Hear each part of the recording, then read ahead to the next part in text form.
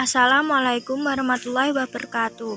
Perkenalkan, nama saya Sita Auliana Indiroh, kelas 12 APL 2, nomor absen 30. Kromatografi ditemukan pertama kali oleh Michael Schmidt, ahli botani dari Rusia tahun 1906.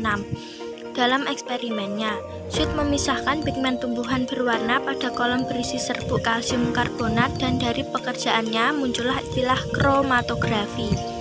Pigmen yang terpisah dibedakan sebagai pita warna. Kroma berarti warna, grafi berarti tulis, sehingga sampai saat ini dikenal dengan istilah kromatografi. Kromatografi merupakan metode pemisahan dua komponen atau lebih dalam suatu campuran homogen berdasarkan distribusi senyawa-senyawa tersebut dalam dua fase diam dan fase gerak. Proses pemisahan masing-masing komponen terjadi karena perbedaan keterikatan komponen tersebut pada fase diam dan fase gerak. Perbedaan keterikatan dapat diketahui dari koefisien distribusi, kelarutan, muatan ion, daya absorpsi, ukuran molekul, dan sifat-sifat fisika yang lain.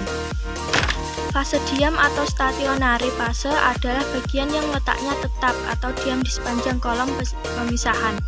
Dapat berupa zat padat atau zat cair.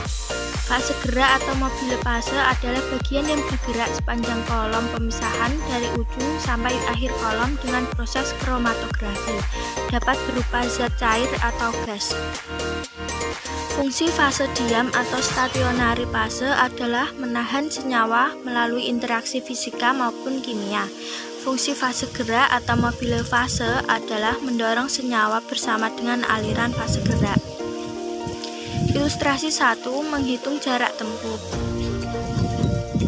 Sampel terdiri dari 3 macam senyawa, kuning, hijau, biru, yang dimasukkan pada ujung kolom dan digerakkan oleh fase gerak yang bergerak dari ujung sampai suatu jarak tertentu selama waktu T.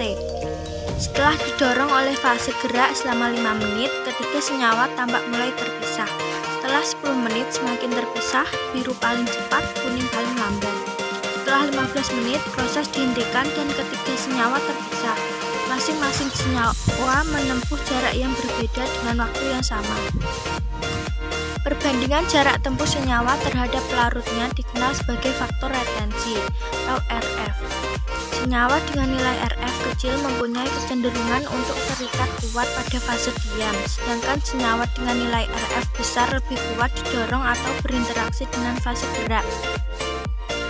Menghitung nilai RF, jarak tempuh pelarut atau fase gerak 10 cm, jarak tempuh kuning 3,2 cm, jarak tempuh hijau 6,1 cm, jarak tempuh biru 8,8 cm, maka RF kuning 0,32, RF hijau 0,61, RF biru 0,88. Kuning mempunyai interaksi paling kuat dengan fase diam, sedangkan biru mempunyai interaksi paling lemah dengan fase diam. Berikut adalah ilustrasi 2, menghitung waktu. Menghitung waktu yang diperlukan oleh senyawa pada jarak yang sama. Cara lain mengidentifikasi pemisahan senyawa dalam kromatografi adalah menghitung waktu retensi. Waktu yang diperlukan oleh suatu senyawa dari inlet atau ujung kolom sampai keluar dari kolom. Campuran senyawa kuning, hijau, biru dimasukkan dalam kolom sepanjang 1 dengan parameter waktu yang diperlukan untuk keluar dari kolom. Pelarut memerlukan waktu paling cepat 17 menit, dikenal sebagai T0, senyawa biru TR 26 menit, senyawa hijau TR 31 menit, senyawa kuning TR 38 menit. Senyawa biru merupakan senyawa yang paling cepat keluar kolom dibandingkan dengan senyawa hijau dan kuning. Artinya, interaksi dengan fase diam lemah, sedangkan interaksi dengan fase gerak kuat. Kromatogram, hasil pemisahan kromatografi.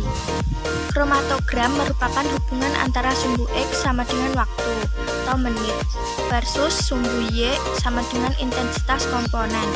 Jumlah puncak menyatakan jumlah komponen terdapat dalam campuran TR1, TR2, dan TR3. Kuantitas tiap komponen dapat diukur dari luas puncak. Makin besar puncak, makin besar kuantitas komponen tersebut.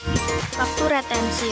Waktu yang diperlukan suatu komponen keluar dari kolom setelah terjadi interaksi antara fase diam dan fase gerak. T0 adalah waktu pelarut yang diperlukan fase gerak atau pelarut untuk keluar dari kolom. Beberapa kromatografi tidak menggunakan parameter waktu sebagai sumbu X, namun parameter volume fase gerak. Volume retensi, volume fase gerak yang diperlukan untuk mendorong senyawa dari inlet ke outlet. V0, volume pelarut yang diperlukan fase gerak atau pelarut untuk keluar dari kolom, sama dengan volume kolom. Sekian penjelasan dari saya. Jika ada tutur kata yang kurang berkenan, saya minta maaf. Wassalamualaikum warahmatullahi wabarakatuh.